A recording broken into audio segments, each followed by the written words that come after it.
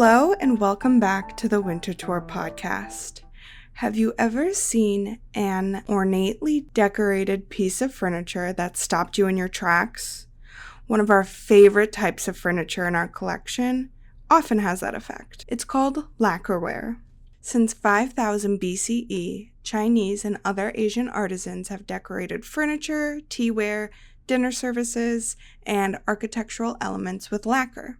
Lacquer is a hard, glossy material derived from plant resins and often embellished with precious metals. Trade between Asia and Europe began as early as the 13th century. The export of lacquerware became popular during the 18th century. We are joined today by Josh Lane, Winterthur's furniture curator.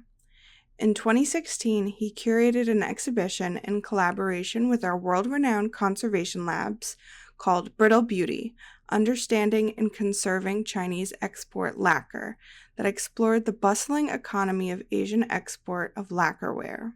Thank you for joining us, Josh. Can you tell us about what got you interested in Chinese export lacquer?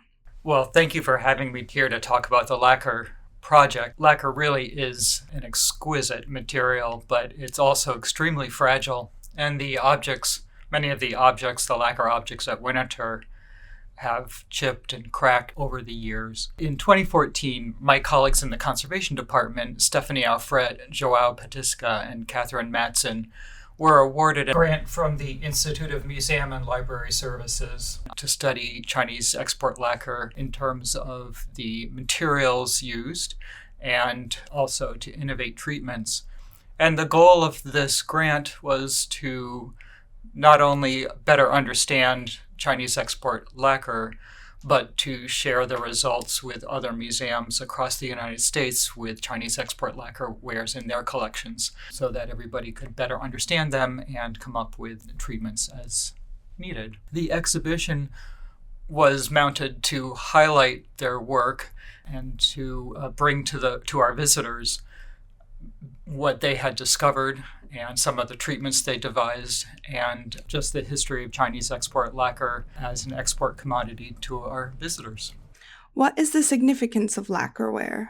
Lacquerware is an amazing material that mystified and delighted Westerners from the early 17th century, even before then, right up through today. And it's a hard material, it's very durable, it's lustrous, there's a very rich depth of color to a lacquered surface. And then when you add the amazing gold decoration, it's just this rich, beautiful, decorative, eye-catching material that is also tough. It's impervious to water, it cleans fairly well, and was just a beautiful material. In the 17th century and 18th century, imported lacquerwares were really valuable. They were highly prized objects. Westerners brought them in their trading ships back to Europe in the form of screens and trays and tables and cabinets, and then mounted them on bases and displayed them in their best rooms. And it really captivated the public imagination. So the importance of lacquer is as this commodity that shaped Western ideas of taste and decoration and the iconography about Chinese life as illustrated in some of the lacquer designs, garden scenes and domestic scenes and imagery of plants and animals and people, bringing a little romanticized, perhaps idealized vision of China to the West. It's also important in terms of us now understanding the place of lacquerware in the larger world economy and global trade, both the materials internally as they were traded throughout Asia to produce lacquer, and then lacquer that was made for export. In 1720, the Italian Jesuit missionary Filippo Bonanni described how lacquer was made, but it really remained a complete mystery until the early 19th century. There was another missionary, Pierre d'Incarville, a French Jesuit, who described in more detail several decades later the process of making lacquer, but his description wasn't published until about 1814. And then a small pamphlet came out with prints that described the step-by-step process of making lacquer. What happened was, without access to materials and without access to the know-how and the artistic techniques to produce lacquer, Westerners imitated it with a material that we refer to as Japanning, which used Western materials to kind of create an ersatz copy of a Chinese lacquer. It's really interesting. In the 19th century in Philadelphia, one of the so-called, in quotes, China trader who came and lived in Philadelphia had amassed a private collection of about 10,000, 10,000 Chinese things, which he put on public exhibition in Philadelphia, sparked public interest, and people flocked to this exhibition and were just really stunned by all of his possessions, including a fair amount of lacquer. So there was a great deal of public interest in this material right through the 19th century. Can you summarize the process of making lacquer furniture? Lacquer furniture is made by layering the sap of 3 different types of lacquer from sumac. There are several species that are involved here. And interestingly enough, the species from which the material is gathered is related to poison ivy. And so it is an irritant when it is in liquid form. It's perfectly harmless when completely dry. But the process is gathering the sap, refining it, so straining it for little bits of bark and so on, and setting it out to air to dry out a little bit to thicken, adding some drying oils to it, and then applying it layer by layer to a wooden core that has been prepared with a base coat, a ground coat. And then the lacquer is brushed on and allowed to cure, which could take a fair amount of time, weeks to months, in an entirely dust-free environment. So dust is the death of lacquer. If anything lands on the surface, it mars the surface, and so you really have to be in a very clean, still environment. And then each layer is dried and buffed between layers as the surface is built up over time. And there's a difference between Chinese lacquer made for the domestic market and lacquer made for the export market.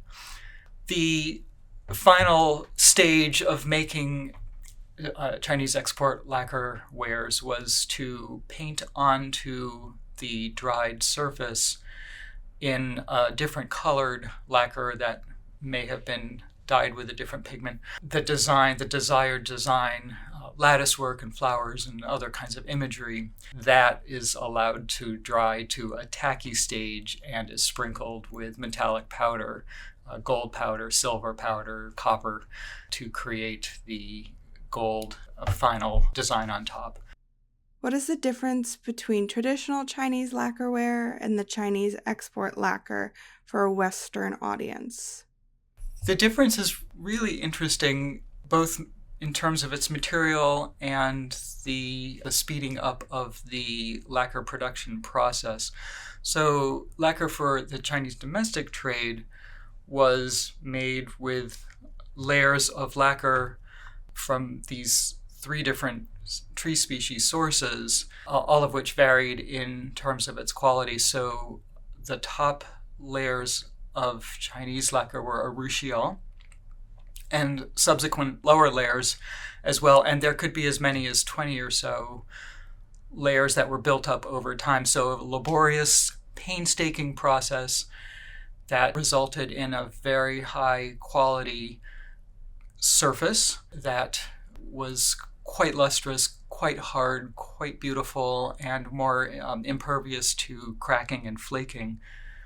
However, for the Western market, when Western trading ships arrived at Guangzhou or Canton, they might be in port for 3 months, 4 months or so, and the trading partner on the ship would place an order for lacquer wares, and that commission would mean that the final products, the finished products, would have to be ready to load on the ship in 3 or 4 months.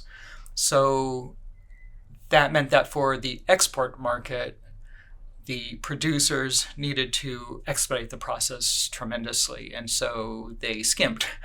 They didn't put as many layers on. They used slightly lesser quality lacquer, using Lacquer or Vitseal, these 2 other grades of lacquer as the base coats, and then maybe 1 layer of urushiol on top, and combining those layers with drying oils to speed up the drying process, and then adding the decoration, which meant that by the time the lacquerwares were delivered to their final destinations, they may already have been starting to show signs of movement, of cracking, as the wooden substrate began to respond to atmospheric moisture, but the lacquer on top wasn't able to hold its shape. Do you have a favorite piece of lacquerware in Winterthur's collection?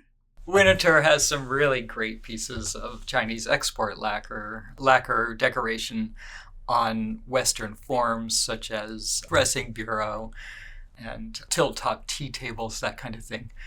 But I would have to say that probably my favorite object is a miniature desk and bookcase, the Chinese craftsman's interpretation of a Western form.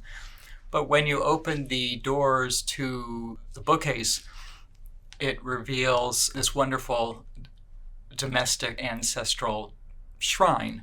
The interior is designed as a family shrine. So it's kind of a interesting amalgam of Western and non-Western ideas, and the decoration has survived in wonderful shape, and it's just a stunning, a small but exquisite object. Thanks again for joining us, Josh.